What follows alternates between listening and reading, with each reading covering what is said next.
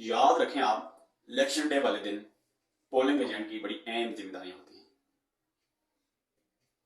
पिछले इलेक्शन में पीटीआई ने अपने वर्कर्स को इसकी ट्रेनिंग दी थी और इस बार ऐसा मुमकिन नहीं हो सका क्योंकि पीटीआई को इजाजत नहीं है खुलकर कैंपेन करने की। बहरहाल मैं आपको बताने की कोशिश करूंगा, पोलिंग डे वाले दिन आपने सिर्फ अपने वोट का पहरा देना है और ड्यूटी देनी है। इसमें अहम रोल पोलिंग एजेंट का होता है। आपका पोलिंग एजेंट अगर इन चीजों पर अमल दरामद कर लेता है तो आपकी जीत यकीनी हो सकती है। उससे पहले आप वीडियो को ज्यादा से ज्यादा शेयर करें ताकि यह जो मैसेज है पीटीआई के लिए ये हर बंदे तक पहुंच सके, हर पोलिंग एजेंट तक पहुंच सके हमारा मैसेज। पोलिंग एजेंट ने क्या करना है, सबसे पहले रिप्रेजेंटिंग ऑफिसर उनको बैलेट बॉक्स दिखाएगा। बैलेट बॉक्स दिखाएगा, कहीं उसमें कोई पहली पर्चियां तो नहीं डालेगी।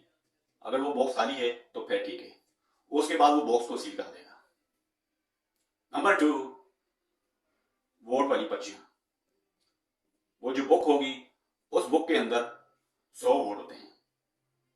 आपने सबसे पहले उस बुक का सीरियल नंबर नोट कर लेना है।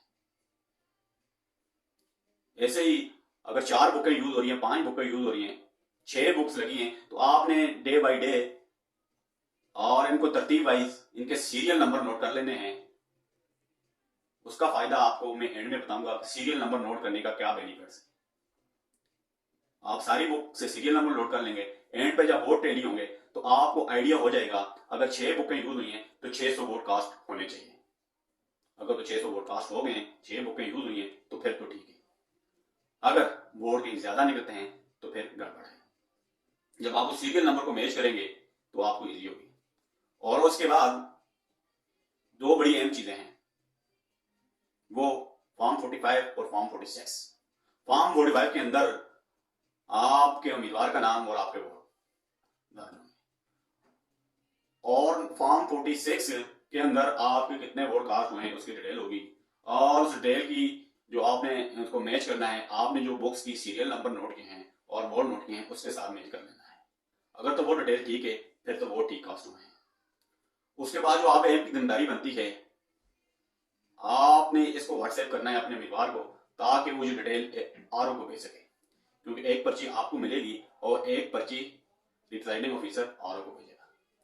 जब वो आपका उम्मीदवार जो होगा, जो आपने पर्ची उसको भेजी होगी, वो उसके साथ मैच कर सके।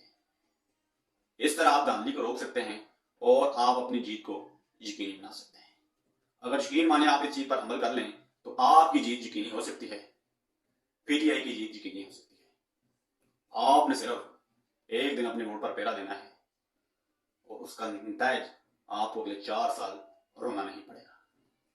अगर आप चाहते हैं कि उस दिन आप पहरा दें तो खान साहब की जीत यकीनी हो सकती है।